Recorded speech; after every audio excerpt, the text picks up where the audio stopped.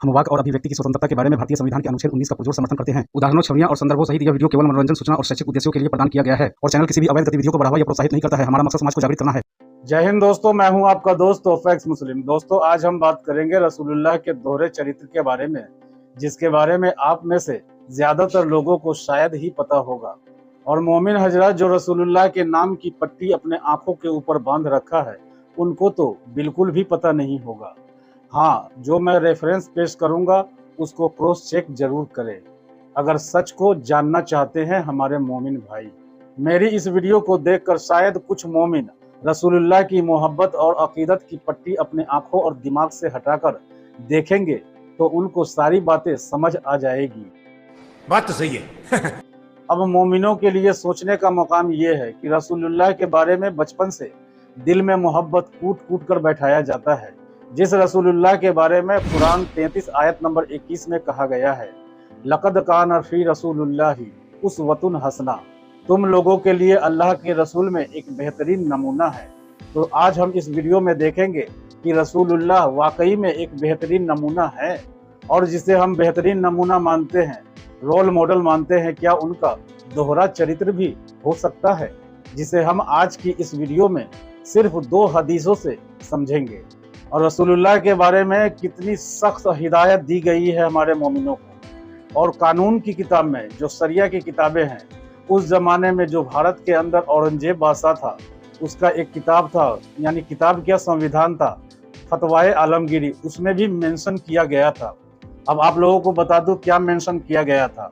रसूलुल्लाह के किसी बात से, हरकत से, हालात से जो हिकारत की नज़र से देखे या रसूलुल्लाह को झुटलाए या रसूलुल्लाह के कलाम में शक करे या रसूलुल्लाह की शान में कोई अदना सी गुस्ताखी, तौहीन, बेअदबी या रसूलुल्लाह में कोई ऐब निकाले या रसूलुल्लाह की सुन्नत को बुरा समझे या मजाक उड़ाए, वह इस्लाम से खारिज और काफिर है। हवाला है फतवाए आलमगीरी और शफा शरीफ वगैरह, यानी कि इस्लाम की बुकों में लिखी हुई ये कानून है। आप इसी बात से अंदाजा लगा लीजिए कि एक ऐसा रसूल जिसके बारे में इतना सख्त कानून इस्लामिक बुक में लिखा हुआ है, जिसके लिए हदीसों में कहा गया है मन सब्ब नबियन फक्तुलू, और मन सब्ब नबियन फक्तुलू इतना सख्त वर्ड है जो हमारे भारतीय सुप्रीम कोर्ट को इस पर बैन लगाना पड़ा। तो इसी से जुड़ी एक और हदीस है, सुनन अन-निसाई की 4059, जिसमें कहा गया है मन बद्दला दीनहु फक्तुलू। जिस रसूलुल्लाह के शान में इतना सख्त कानून बनाया गया है, क्या ऐसे रसूलुल्लाह का दोहरा चरित्र हो सकता है? अगर आज की हदीसों से रसूलुल्लाह का दोहरा चरित्र साबित हो जाता है तो उसके बारे में आप लोग क्या कहेंगे, अपनी फीलिंग कमेंट में जरूर लिखिएगा। और मोमिन हजरात, हमारे दिए हुए रेफरेंस को क्रॉस चेक जरूर कर ले। क्या बात है सर, क्या बात है सर। तो यह है रसूलुल्लाह के बारे में पहली हदीस, सुनन अबी दाऊद की 4098। रसूलुल्लाह ने कहा, जो भी मर्द औरतों जैसे कपड़े पहने और जो औरत मर्द जैसे कपड़े पहने, उसके ऊपर अल्लाह की लानत हो। अब आप देखिए रसूलुल्लाह की अब दूसरी हदीस, अब कैसे इसको काट रहा है। अब ये कौन सी हदीस है, इसको भी मैं यहाँ स्क्रीन पर लगा दूंगा और आप लोग नंबर नोट कर लेंगे, क्योंकि आपको क्रॉस चेक करने में आसानी होगी। तो वो दूसरी हदीस है अल अदब अल मुफरद 600, यानी 600। उसमें क्या कहा गया, ये हदीस किसने बयान किया? आयशा ने और उस्मान ने रिवायत किया है कि जबकि रसूलुल्लाह आयशा के बिस्तर में लेटे हुए थे और उन्होंने आयशा का ऊनी कुर्ता पहना हुआ था। अब आप देखिए, इस हदीस में कहा गया है रसूलुल्लाह आयशा का ऊनी कुर्ता पहना हुआ था। और एक दफा रसूलुल्लाह, पहले आपने सुन ही लिया कि कैसे मना किया है कि जो मर्द किसी औरत का कपड़ा पहने और जो औरत किसी मर्द का कपड़ा पहने तो उस पर अल्लाह की लानत है। तो ये क्या दोहरा चरित्र नहीं है? अगर आपको लगता है कि दोहरा चरित्र है या नहीं भी लगता है तो कमेंट जरूर करें। अब दूसरी हदीस आपके सामने पेश कर रहा हूँ, सही अल बुखारी की हदीस है। अबू अय्यूब अंसारी से रिवायत है कि रसूलुल्लाह ने फरमाया कि जब तुम में से कोई बैतुल खुला यानी पैखाने के लिए जाए तो किबला की तरफ मुंह या पुश्त ना करे, बल्कि मशरिक की तरफ मुंह कर लो या मगरिब की तरफ कर लो।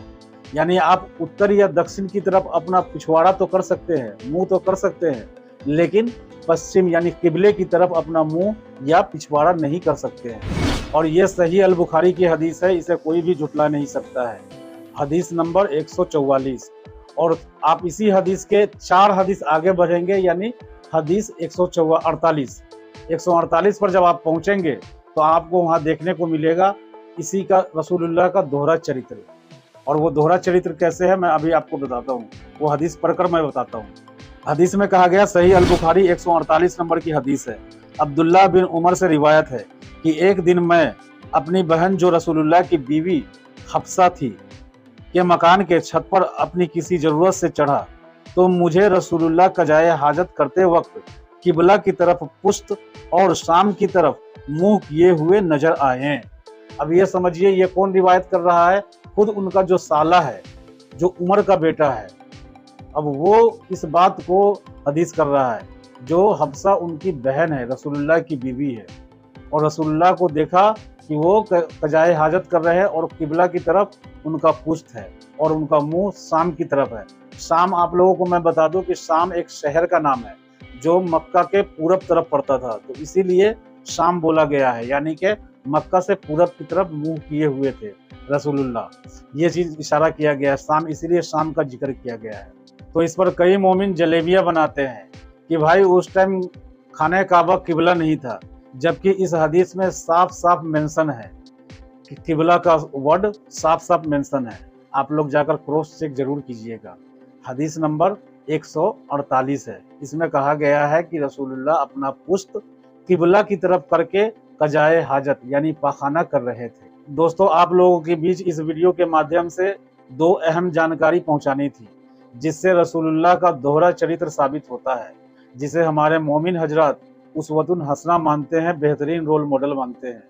उनके ही किताबों में और सही बुखारी से और सही मुस्नद किताबों से ही साबित हो रहा है कि रसूलुल्लाह दोहरा चरित्र दिखाते थे, एक तो कजाए हाजत को लेकर और दूसरा कपड़ा पहनने को लेकर, यानी औरत का कपड़ा पहनने वाले पर लानत है, लेकिन खुद रसूलुल्लाह यहाँ कपड़ा पहन रहे थे, अपनी बीवी आयशा का कपड़ा। तो हदीसों से बिल्कुल साबित है। ये बातें बताई नहीं जाती, नजर लग जाती है। दोस्तों, आज की इस वीडियो में जो जानकारी आपको दी गई है और उसका रेफरेंस पेश किया गया है, इस बारे में आपकी जो भी फीलिंग हो प्लीज कमेंट में जरूर लिखिएगा। और एक्स मुस्लिम एक्टिविज्म के लिए हमारा समर्पण आकर्षक है, तो ज्वाइन बटन दबाकर हमारे चैनल का मेंबरशिप ले लीजिए, हमें और ज्यादा सपोर्ट मिलेगा। और चैनल को सब्सक्राइब किए बिना ना छोड़े, ताकि आपके लिए अच्छी अच्छी डिबेट और वीडियोज हमेशा लाता रहूं। तो फ्रेंड्स, आज की वीडियो को यहीं पर एंड करते हैं।